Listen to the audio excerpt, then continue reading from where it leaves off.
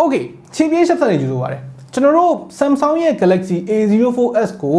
review လုပ်ခဲ့ပြီးပြီဒီနေ့မှာကျတော့အဲ့ဒီ lineup ထဲကပဲသူတို့ပိုဈေးသက်သာတဲ့ A04 ဆိုတဲ့ကောင် review လုပ်ပေးမယ်ဒီဖုန်းကဘယ်လိုလူတွေအတွက်ညှို့လို့ရနိုင်မလဲအဲ့ဒါကိုတစ်ချက်ကြည့်လိုက်အောင် build quality နဲ့ design ပိုင်းမှာဒီဖုန်းကိုကြည့်လိုက်ရင် A04s တုန်းကလိုပဲဘာမှအပြောင်းလဲသိမရှိဘူး plastic body နဲ့ plastic bag နဲ့ရိုးရိုးရှင်းရှင်း design နဲ့ပဲလာတယ်ချစ်ရပွန်းရတိတ်မထင်အောင်လက်ရာတွေတိတ်မဖြစ်အောင် texture လေးတွေအုပ်ပေးထားလေးရမိုက်တယ် A04s လိုမျိုးနောက်ဘက်ကကင်မရာ3လုံးနဲ့မဟုတ်တော့ဘဲနဲ့နှလုံးဖြစ်သွားတယ် fingerprint scanner မပါတော့ဘူးအဲ့ဒါလွယ်လို့ရှိရင်ကျန်တဲ့ button တွေကိုနှိပ်ရတဲ့ feeling တွေ material တွေအကုန်တူပဲ overall build quality နဲ့ design နဲ့မှာ4သိန်းအောက်ဖုန်းတစ်လုံးအနေနဲ့ကတော့အများကြီးအပြည့်ပြောစရာမရှိဘူးထိုနေတာကလည်း battery ပိုများလို့ဆိုတော့ဘာပဲပြောနားလည်ပြီးလို့ရတယ်192 gram နဲ့ဖုန်းကအရင်လေးတဲ့အထဲမှာပါဘူး 3.5mm jack နဲ့ speaker နဲ့ကိုအောက်ဖက်ချမ်းမှာထည့်ထားတယ်ထူးဆန်းတာကသူ့ရဲ့ speaker quality က A04s နဲ့ပိုကောင်းတယ်အတန်လည်းနည်းပိုကျယ်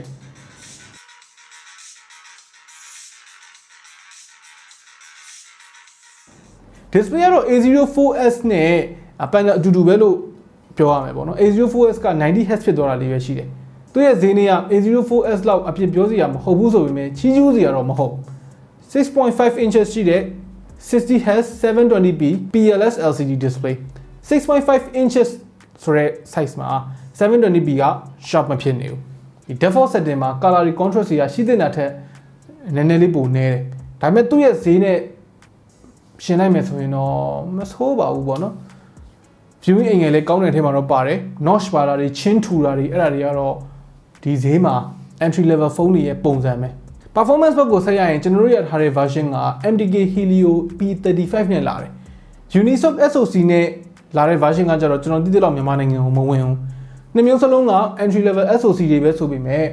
MTK ကတော့နည်းနည်းပိုနာမည်ကြီးပြီးသားဆိုတော့နည်းနည်းပိုကောင်းတယ်လို့ပြောလို့ရတယ် P35 ကဒီ Snapdragon 450 လောက်နဲ့ performance တွားတူတယ်ဆိုတော့ daily test လောက်ကတော့ကောင်းကောင်းမွန်မွန်သုံးလို့ရတယ်ဒါပေမဲ့ loading မှာနည်းနည်းစိတ်ရှည်ရတဲ့အပိုင်းလေးတွေတော့ရှိကောင်းရှိနိုင်တယ်သုံးလို့အဆင်မပြေရလောက်အောင်လုံးဝထစ်ကန်းနေတာမျိုးတော့လည်းမဟုတ်ဘူးပေါ့ game ဆိုဖို့ကြတော့အဆင်မပြေဘူးမဖြစ်မနေဆောကျင်တယ်ဆိုရင် mobile legend လောက်ကို graphic setting ရှော့ပြီးတော့ဆောလို့ရကောင်းရနိုင်တယ် A04s ရဲ့ SoC ကစာရွက်ပေါ်မှာပိုကောင်းပေမဲ့ A04 နဲ့ရှင်ပြီးတော့သုံးလိုက်လို့ရှိရင်ဘာမှမကောင်းဘူးလို့ခံစားရတယ်ဆိုတော့ Samsung အနေနဲ့သူတို့ရဲ့ Exynos SoC တွေပေါ်မှာလက်မလျှော့သေးတာနည်းနည်းအံ့ဩစရာပဲတော်တက်တာပုံရတယ်အဲ့ကောင်တွေကိုထုတ်ရတာလေထားပါတော့ A04 မှာ budget ဖုန်းတစ်လုံးအနေနဲ့ကောင်းတယ်လို့ပြောလို့ရတဲ့အပိုင်းနည်းနည်း savior လေးပေါ့နော်အဲ့ကောင်တော့ကင်မရာပဲသူရဲ့ကင်မရာ A04s မှာလိုမျိုးပဲ50 megapixel f1.8 ဆိုတော့အလင်းအောင်ကောင်းကောင်းရနေတဲ့နေရာမျိုးမှာဒီလိုပုံစံမျိုးထွက်တယ်ဘာပဲပြော main camera မှာအရင်ကြီး weight မလျှော့ထားတာတော့ဒါကြီးကျူးစရာပဲပေါ့နော်ကျန်တဲ့တစ်လုံးကတော့2 megapixel depth sensor portrait mode တွေရိုက်လို့ရှိရင်ဒီလိုမျိုးလေးထွက်တယ် quality မကောင်းတဲ့ macro တွေ ultra wide တွေထည့်ထားတာထက်ဒီ main camera ဘက်ကိုအားစိုက်လိုက်တာတော့နည်းနည်းပိုသဘောကျတယ်ပြီးတော့ battery ကကျတော့ 5000 mAh ပါတယ်ပုံမှန်သုံးမယ်ဆိုလို့ရှိရင်100ခွဲလောက်ရတယ်နည်းနည်းလေးချွတ်ချွတ်တာသွားမယ်ဆိုလို့ရှိရင်2ရက်လောက်ထိရနိုင်တယ်အားပြန်သွင်းမှုအတွက်ကကျတော့သူက 15W fast charging ထည့်ထားတယ်ဆိုတော့ A04s နဲ့အတူတူပဲအဆုံးသတ်အနေနဲ့ပြောရရင်ဒီဖုန်းရဲ့ဈေးက332ကို4သိန်းနဲ့464နဲ့ကို4သိန်းဝန်းကျင်လောက်ရှိမယ်လို့ပြောတယ်ကျွန်တော်ကတော့ဒီလို budget device မျိုးမှာ